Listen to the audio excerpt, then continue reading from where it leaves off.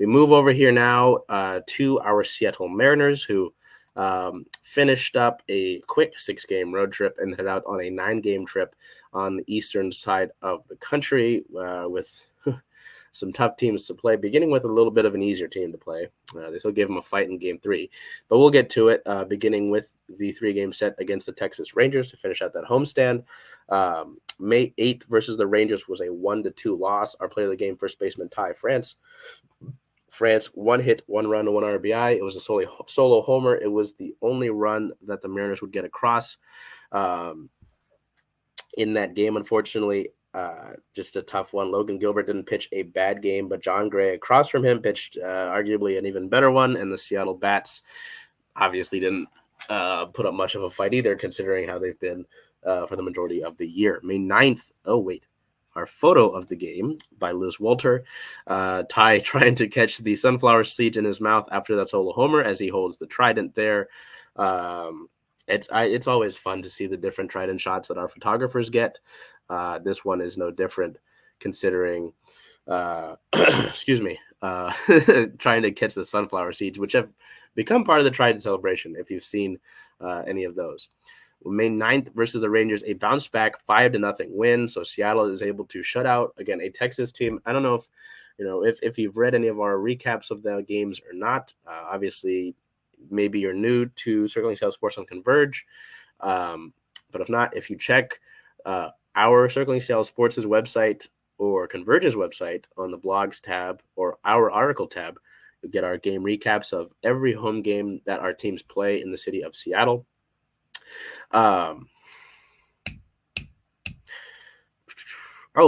Yes, this Rangers team has been, at least during this series, the stat was still accurate, so it could be wrong by now.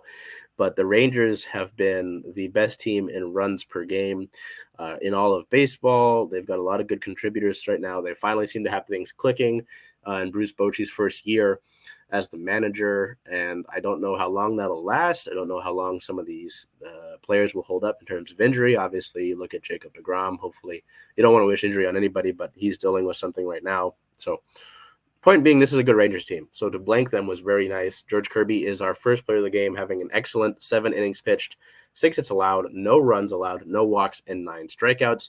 And our second player of the game is catcher Tom Murphy, 2 hits, 2 runs, 2 RBIs, and 1 walk. Featured in our photo of the game by Bryan Saldana, as the Murph is usually the one who dishes out the Gatorade Bass, but he willingly accepted this one and just kind of let it all hang out. May 10th versus the Rangers to close out the series. Seattle set up the rubber match, wanted to get the win here, the series win. They couldn't do so. They would lose 3-4. Our player of the game, shortstop J.P. Crawford, 1 hit, 1 run, 1 RBI, and 1 walk. It was a tough one. It was like the story of most of the year for Seattle. Their starting pitching did all they could. Texas added runs kind of throughout the course of the game. They didn't get like a burst inning per se. The Mariners brought it within 1 late, but were not able to push the tying run across and would fall to end the homestand at a 3-3 record.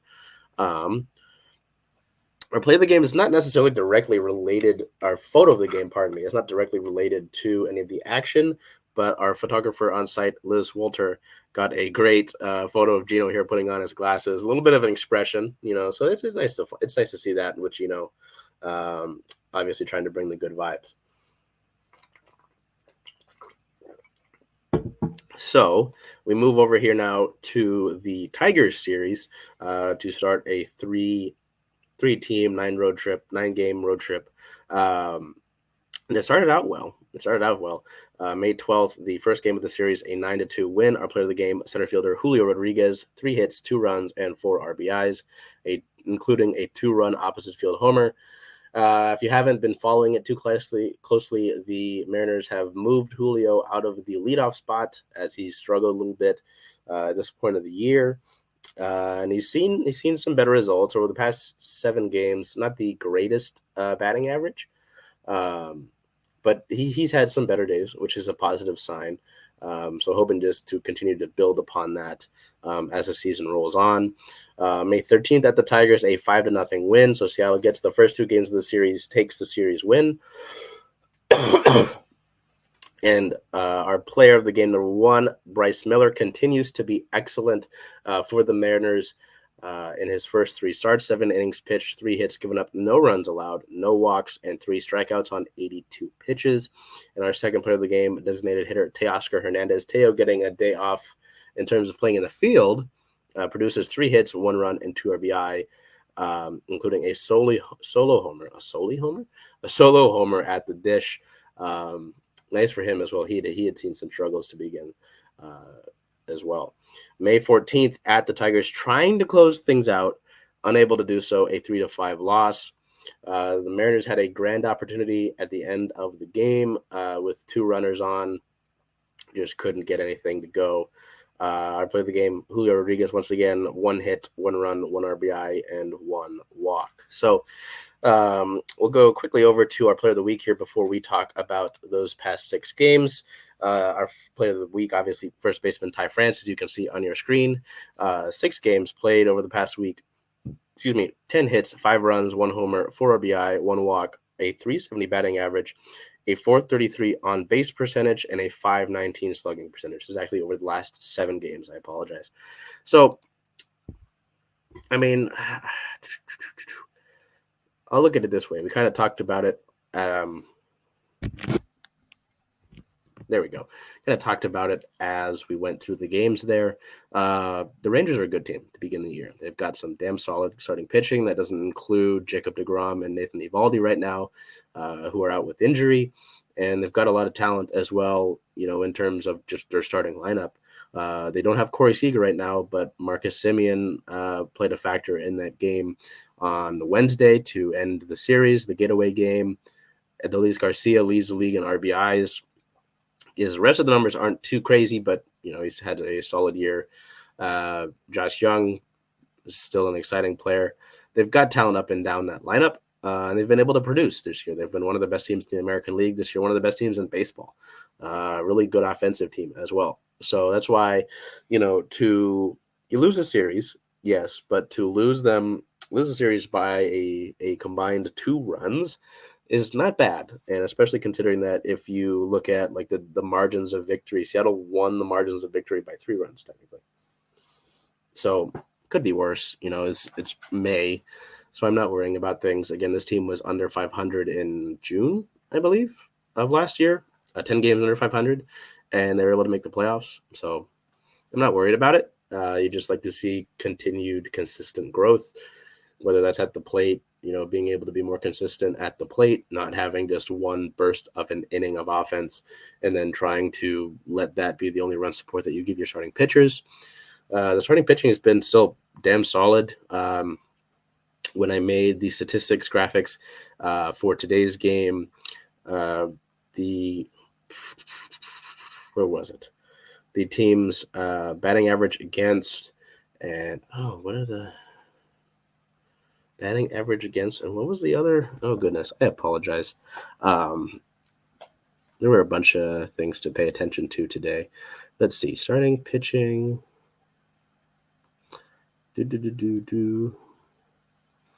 Team ERA was 2nd in all of baseball, and the opponent batting average was 3rd in all of baseball. So you have those 2 stats, both of them being in the top 3 in all of baseball, considering some of the rotations that there are. It's pretty good, and it's hard to be mad at it. Some pieces of the bullpen have struggled. Matt Brash really struggled in this the May 14th loss against the Tigers. So it's been tough for Brash. I feel like, and I could be missing something out of this, but it feels like they've had to use Brash a little bit more. With Andres Munoz out, Diego Castillo being sent down to Tacoma, Matt Festa being sent down to Tacoma. You've had Gabe Spire and Justin Topa, and Spire, Topa. You've had some guys step up, obviously, but I feel like they've had to lean on Brash a little bit more in some extent. And I feel like it might be getting to him a bit. So I don't know. We'll see. But overall, not a bad past 6 games, it's funny. You go 3-3 here as well, similar to the past homestand. So again, it's May. You've got some important guys injured. Julio's trying to get out of that slump. Ty France is hitting well. J.P. Crawford's hit well. Colton Wong and Jose Caballero have started to pick the pieces up a little bit. Eugenio's in a little bit of a slump. Jared's been Jared to begin the year. Teoscar figure things out. So, and Cal's kind of struggled, but Tom Murphy seems to be figuring things out a bit too. So it's like you're never going to have all of those guys clicking, right? I think it's about something, again, going back to it, being able to find a more consistent basis for everybody in terms of the best, at least, because a lot of those guys are playing pretty solidly out in the field. Seattle's ranked second in, I believe it's in team fielding percentage in all of baseball. So it's not like their defense is bad. I've seen, sorry, giant fly. It's not like Seattle's been poor defensively. I've seen that this course happened throughout the year to begin this 2023 season and just hasn't made sense considering where Seattle ranks defensively. So I think that it just might be fans overreacting. Lord knows that doesn't happen with Mariners fans. So we'll continue on here with some injury-related updates here on May 9th. We got some updates on some guys. Andres Munoz had a PRP shot in his shoulder last week, but he won't be ready to go out on a rehab assignment until the end of the month. Excuse me. First baseman Evan White will have another hip surgery that will keep him out for 3 months. So another bad beat for Evan White. It always sucks to see his name involved when it comes to injury-related updates. Infielder/outfielder Dylan Moore is getting closer to returning to baseball activity, and he could go out on a rehab assignment in 8 to 10 days. Remember, that is on the 9th. So we might see that in a few days here with the Rainiers. They just finished up a homestand against the Reno Aces. May 12th, we got some updates. Robbie Ray joined the team in Detroit. It's the first time with the team since surgery. I have to preface that he is looking at a return time of 14 months, so it's no more than him just joining the team, which is good to see. I know he's been an important clubhouse presence, especially to those pitchers, the younger pitchers. But it's not like he's joining the join the rotation anytime soon. And Penn Murphy is in Arizona and is set to throw a live batting practice, then get some games in down there. If all goes well, he should join the team on this current 9-game road trip. There's another injury to the bullpen. Goodness gracious. So we look ahead here for our Mariners, who sit at a 20-20 record on the season, 2020 vision. Fourth in the American League West right now, right below the Angels. The Astros have jumped up to second in the division, overtaking the Angels. They'll continue this road trip heading up to Boston, or if you want me to reference a song, because it's shipping out to Boston. All three of the games that they're going to play against the Red Sox on May 15th, 16th, and 17th are all at 4:10 p.m. Pacific, which is kind of odd, but I digress. Unsure currently if we'll see former Mariners starter James Paxton, who finally returned to action and had a pretty solid start this past week, actually. And it was nice to see that.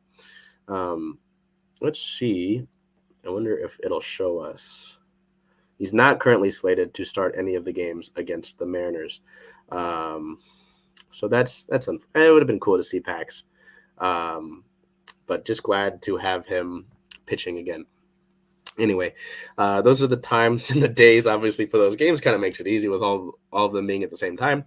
And then down to the Braves. This should be an interesting series. The Braves are a very good team with both great hitting and great pitching. They will play them May 19th at 4:20 p.m. Pacific time, May 20th, a 4:15 p.m. Pacific time start, and then May 21st, a 10:35 a.m. Pacific time start to finish out that road trip before they come back to Seattle